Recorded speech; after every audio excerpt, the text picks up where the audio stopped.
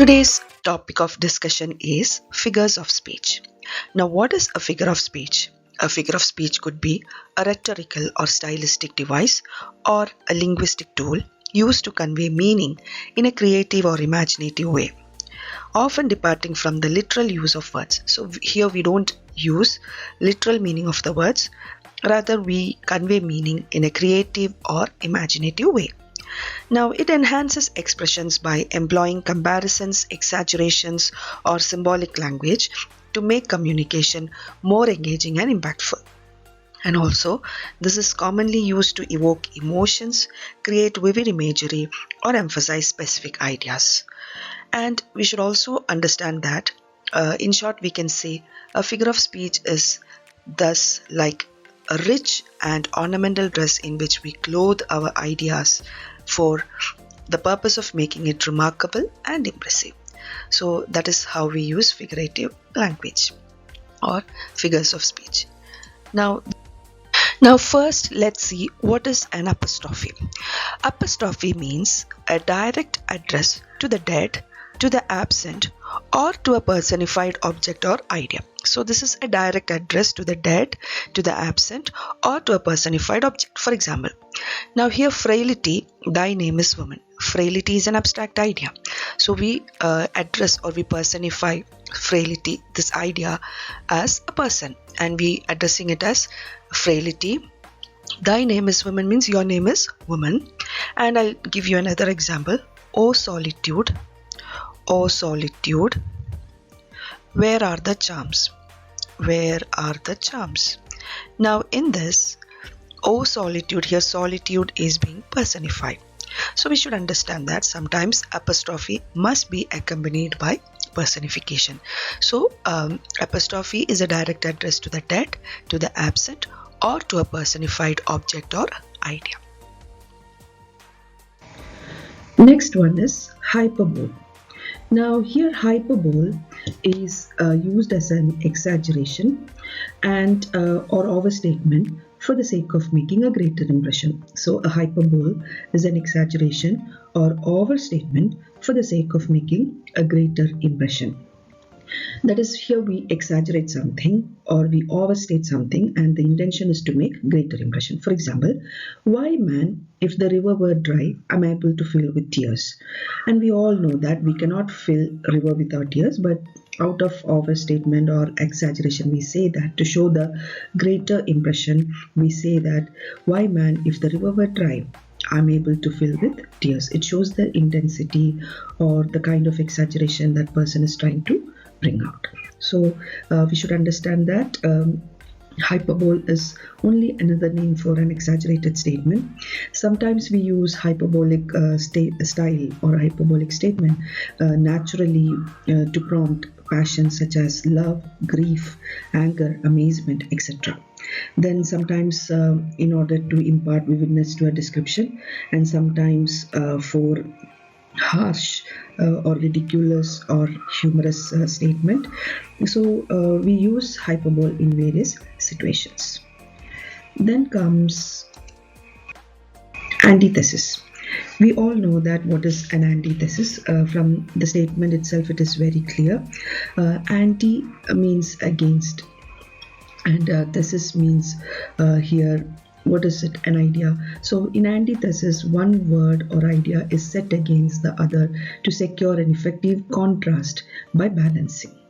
So here we are trying to balance something. So we should understand that in antithesis, anti means just opposite. We are using two opposite ideas or two opposite words to set against the other to secure an effective contrast by balancing. We try to bring a balance.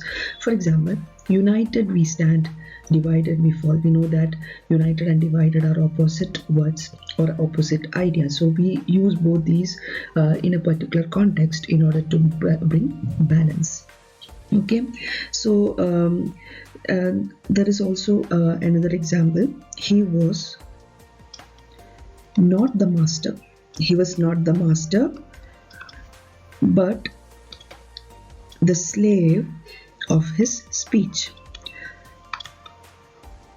So in this sentence, we know that master and slave are opposite words or opposite ideas. So this is also known as antithesis. He was not the master but the slave of his speech. So this is another example. Now we should understand that in antithesis, two opposite words are used together in an effective contrast, or to bring a contrast by balancing the idea. So united we stand, divided we fall. Here united and divided are opposite words or contrasting words, so that is used together to bring an effect. And he was not the master but the slave of his speech. In this sentence, master and slave are opposite ideas. So that is another thing. So this is all about antithesis. Then comes oxymoron. Oxymoron means two opposite words and ideas are put together. In the previous antithesis, we used two opposite ideas or words in contrasting way, but here these words are put together, words come together. So in oxymoron, two opposite words are put together or yoked together. For example, this is an open secret. Okay, in the previous example, in antithesis, we use two ideas or words to bring out contrasting ideas in a balanced way. So united we stand, divided we fall. There two words are brought together in a sentence, but here two opposite words are put together. Okay, that is the difference. So this is an open secret. Now here open and secret both are opposite words and they are yoked together or put together. Okay, so for example, another example, terrible beauty. We never say terrible beauty because it is entirely opposite meaning. So terrible and beauty are yoked together. Then again, aching joy. You know that aching means painful. So painful joy. So pain and joy together. Then sweet sorrow. Okay, sweet sorrow. This is yet another example, sweet and sorrow. Then again, loving hate. We know that love and hate cannot go hand in hand or together, but still we are putting it together to bring out the effect. So this is another example. Then bright smoke. Bright smoke. So here smoke will make the surrounding cloudy and the atmosphere will not be visible and due to smoke, but here we yoke it with, or we put the idea together with bright. So bright and smoke. So these are some of the examples of oxymoron. Okay, then comes sarcasm. Sarcasm means it is a direct attack. So we use sarcasm in direct attack, and in this the author says what he means. The author explains what he means directly. For example, God made him and therefore let him pass for a man. So God already made him, so let him pass for a man. So this is a direct attack on man. This is what is known as sarcasm. So another example, it's better to keep your mouth shut,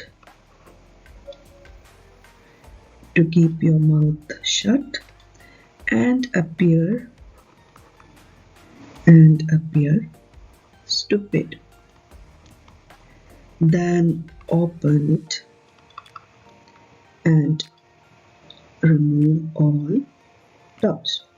So this is used in a sarcastic way, because it would be better if that person keep his mouth shut and appear stupid than open it and remove all doubt, means better than revealing all the truth.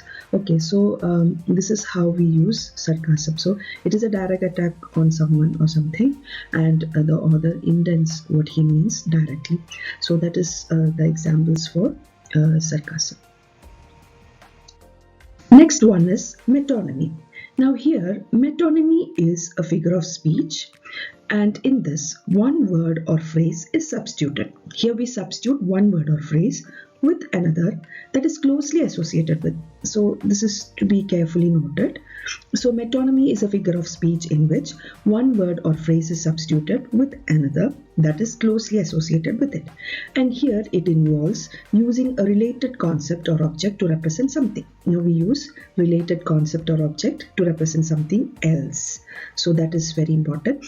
Now, what we do with this, we often simplify communication and enrich language by creating symbolic or associative meaning. So, the intention is to create symbolic or associative meaning. So, it is a substitution. One word or phrase is substituted with another that is closely associated with it. So, here we use a related concept or object to represent something else. For example, the crown. Now, the word crown refers to the monarchy or the king or queen rather than a literal crown. So, in order to represent or in order to give the idea of a monarchy or the king or a queen, we use crown. And I'll give you another example, the White House. Here, White House means it is used to represent the US president or the executive branch of the US government. So, when you hear the White House, immediately your connection goes to US president or US government. That is the executive branch of US government. Now, here the pen is mightier than sword.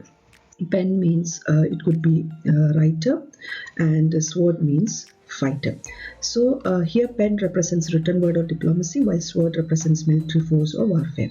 So pen is mightier than the sword. So instead of writer we say the pen, and instead of fighter we say sword. And Hollywood. Hollywood is yet another example. It refers to the American film industry. So when you say Hollywood, it represents the American film industry rather than the geographic location in Los Angeles. Then Wall Street.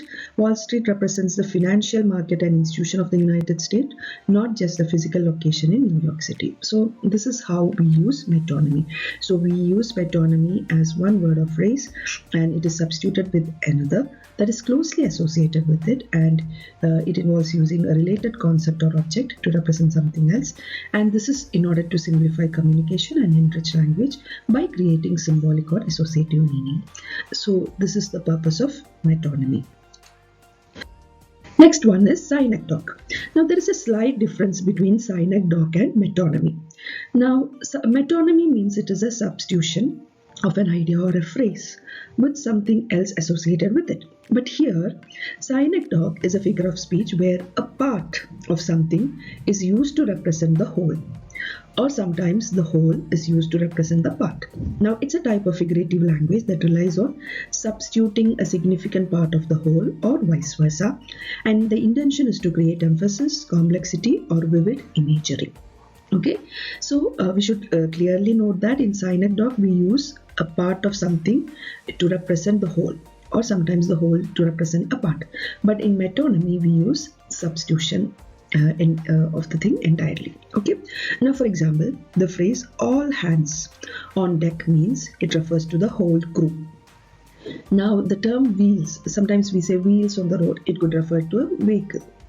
Then she had many mouths to feed refers to people, that is we all use it figuratively as many mouths. Sometimes the worker wore the phrase the workers wore steel-toed boot. Here steel-toed boots means it is boots made of steel. The cowboy wrangled the herd. Here cowboy refers to a person in a specific profession. Okay, the scientist was awarded a Nobel.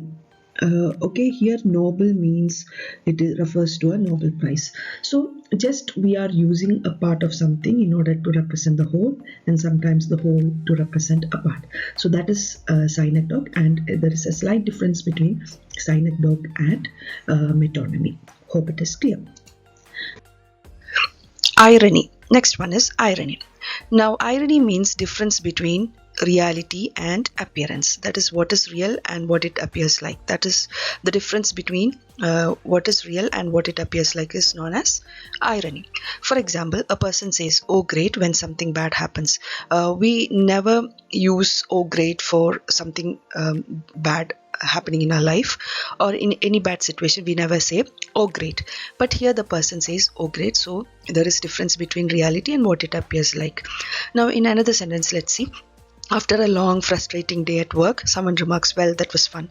We all know that when we are working for a long time, we become tired, we become exhausted, and it would be a tedious day. So we never say it was fun. But here there is a difference between reality and what it appears like. So in an ironical way, we use well, that was fun, but we all know that it was not fun. And for example, another famous example is Shakespeare. In Shakespeare's Julius Caesar, Brutus is said as Brutus is an honorable man. This is a famous statement. Brutus is an honorable man, Brutus is an honorable man. But we all know that Brutus was not an honorable man. He was the cheater there. But still, it is used so. So yet Brutus says he was ambitious, and Brutus is an honorable man. That is the statement, and we all know that Brutus was not an honorable man. So this is also ironical in a way or the other. Next one is pun. Now, pun means a play upon words. In this, words are used in such a way that different meaning creates humor, admiration, or surprise. It is also referred as paronomasia. It is also known as paronomasia. So, this is a play upon words. Now, here our intention is to evoke laughter. Okay. Or admiration or surprise. For example, is life worth living? That depends upon the liver. So we simply say, is life worth living? So should we live for long? If for that, what we need a healthy liver. So that depends upon the liver.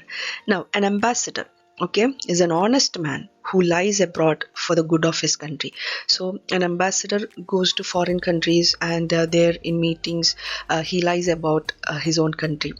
Okay, so that's why we say that an ambassador is an honest man who lies abroad for the good of his country.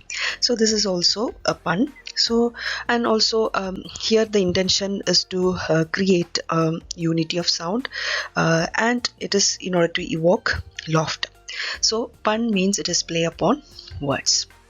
Okay, and last one in today's session is transferred epithet. Now here the epithet is sometimes transferred from a person to a thing. That is, epithet is shifted from the object to which it properly belongs to another with which it is associated in the mind of the writer or the speaker. Now, for example, he passed a sleepless night. Now here he actually did have a sleeplessness.